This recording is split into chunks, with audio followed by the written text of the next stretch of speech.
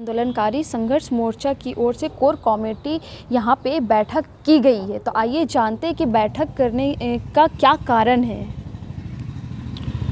अभी वर्तमान में हम लोग कई आंदोलन किए, प्रदर्शन किए और मुख्यमंत्री से वार्ता का एक आश्वासन मिला था और आश्वासन के अनुरूप मुख्यमंत्री जी ने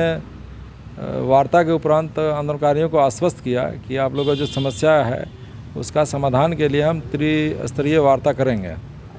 और विधानसभा में हम लोग से वार्ता के उपरांत विधानसभा में इन बातों को भी कहा कि झारखंड आंदोलनकारियों का समस्या का हम समाधान के लिए जल्द से जल्द कदम उठाएंगे और त्रिस्तरीय वार्ता भी हम कराएंगे। हम लोग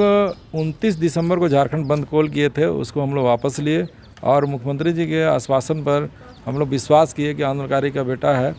और आंदोलनकारियों के समस्या के निदान में सकारात्मक भूमिका अदा करेगा। फिर भी हम लोग आंदोलनकारी अपना आंदोलन का जो दूसरा रुख है वो अपना तैयार करके रखे हैं। संघर्ष का जो रुख है उसको हम लोग तैयार करके रखे हैं। इसी को लेकर के हम लोग आज कोर कमेटी में एक समीक्षा बैठक कर रहे हैं और आगामी 18 तारीख को एक पूरा राज्य स्तर का बृहत बैठक होगा कि मुख्यमंत्री अपने जो आश्वासन दिए हैं आश्वासन के अनुरूप क्या कदम बढ़ाते हैं। नहीं तो 18 तारीख का एक बृहत बैठक हमारा होगा 18 जनवरी 2022 को, उसमें बड़ा बैठक होगा और हम लोग 15 फरवरी से विधानसभा के समक्ष घेरा डालो डेरा डालो करके अंतिम लड़ाई लड़ेंगे और उसमें हम लोग सब आंदोलनकारी हजारों की संख्या में विधानसभा के समक्ष हम लोग पूरा जब तक हम लोग समस्या का समाधान नहीं होगा हम लोग अपना घर नहीं लौटेंगे, वहीं पर घेरा डेरा डाल के बैठ जाएंगे। अभी आदरणीय शिबू सोरेन जीवित हैं, आदरणीय भुवनेश्वर पर आपका मथुरा प्रसाद महतो जीवित हैं, इनका भी अभी तक सूची में नाम नहीं है। जबकि इस तरह से सैकड़ों नाम हैं जो कुछ हमारे देखिए पुरोधा जो मर गए, डॉक्टर रामदयाल मुंडा, बीपी केसरी, इस तरह से देखिए कितने लोग हैं और शहीद लोग का भी हम यहाँ पर दे दिए हैं जिनका शहीद में इन लोग का नाम नहीं आया है और हमारे पुरोधा हम लोग का भी नाम सबका दिए हुए हैं, जो हमारे बीच नहीं है उन लोग का नाम भी नहीं आया हुआ है। तो हम लोग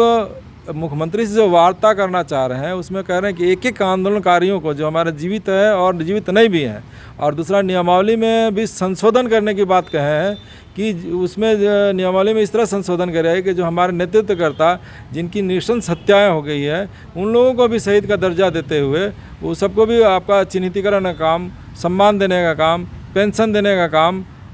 इस सारा काम को करने के लिए हम लोग नियमावली में भी संशोधन का बात आदरणीय मुख्यमंत्री जी से उनके पास रखा है। हम लोग 11 सूत्री मांग रखे हैं जिसमें किसी भी एंगल से कोई नहीं छूटेगा और सारे लोगों को हम लोग समावेश कर देंगे। इसमें हम लोग कहें कि 11 सदस्यीय चिन्हितीकरण आयोग का सदस्य बनाइए और एक लिमिटेड कार्यकाल होना चाहिए और जिला स्तर के तत्कालीन नेतृत्वकर्ताओं के माध्यम से सारा आंदोलनकारियों का चयन करिए। तो इसमें कहीं कोई छूटेगा नहीं, सब लोग आ जाएंगे और सबको समान रूप से सम्मान भी मिलेगा और जो हमारे बीच नहीं रहे जिनको नृशंस हत्याएँ हुए उनको हम लोग शहीद का दर्जा भी दिला देंगे। और आंदोलनकारियों के नाम से हम लोग एक मांग पत्र में 11 सूत्री में लिखे हैं कि आंदोलनकारी कॉरिडोर भी बनेगा। दूसरा, आंदोलनकारियों का एक पाठ्यक्रम में भी शामिल होने का वो सब सारे बात हम लोग लिखे हैं। फिर बहुत से संस्थानों का नामकरण, आंदोलनकारियों के नाम पर मार्गों का नामकरण आंदोलनकारियों के नाम पर सब करने की भी प्रस्ताव गवर्नमेंट को हम लोग दिए हैं। फिर सरकार का विकासात्मक कार्यों में निगम बोर्ड आयोग है, उसमें भी 50% आंदोलनकारियों को भागीदारी की बात किए हैं क्योंकि आंदोलनकारी लोग बेचारे त्याग किया, संघर्ष किया है, कुर्बानी दिया है, तो उनको कैसे सम्मान करिएगा। कहीं कोई बोर्ड का मेंबर होगा तो कहीं ऑटोमेटिक उसको थोड़ा सम्मान मिल जाएगा, सरकारी स्तर पे कहीं भी जाएगा तो लगेगा कि हाँ अमुक व्यक्ति है वो अमुक बोर्ड का आयोग का सदस्य है तो ऑटोमेटिक उसको थोड़ा सम्मान मिलेगा। तो उसके लिए जिला स्तर से लेकर प्रखंड स्तर से लेकर कई कमेटियाँ होता है, तो कई कमेटियों में सबको समायोजित करके लोगों को सम्मान देने का काम सरकार कर सकती है। इन सब बातों को लेकर 11 सूत्री मांग पत्र है हम लोग का, जिसमें सारा एक एक मामला हम लोग लिखे हुए हैं। मुख्यमंत्री जी से वार्ता हो जाए और मुख्यमंत्री जी के भी संज्ञान में आ जाए। हम समझते हैं कि कुछ अधिकारी पदाधिकारी भी हम लोग के साथ बैठ जाए, चाहे होम सेक्रेटरी हो, चीफ सेक्रेटरी हो, चाहे कार्मिक सचिव हो, चाहे आपका विधि सचिव हो, सारे लोग बैठ जाएंगे तो हम लोग का जो कानूनी अड़चन होगा, चाहे नियोजन के मामला में हो, चाहे और भी लाभ देने की योजनाओं के मामला में कहीं कोई अड़चन होगा तो सरकारी पक्ष से मुख्यमंत्री अपने रहें और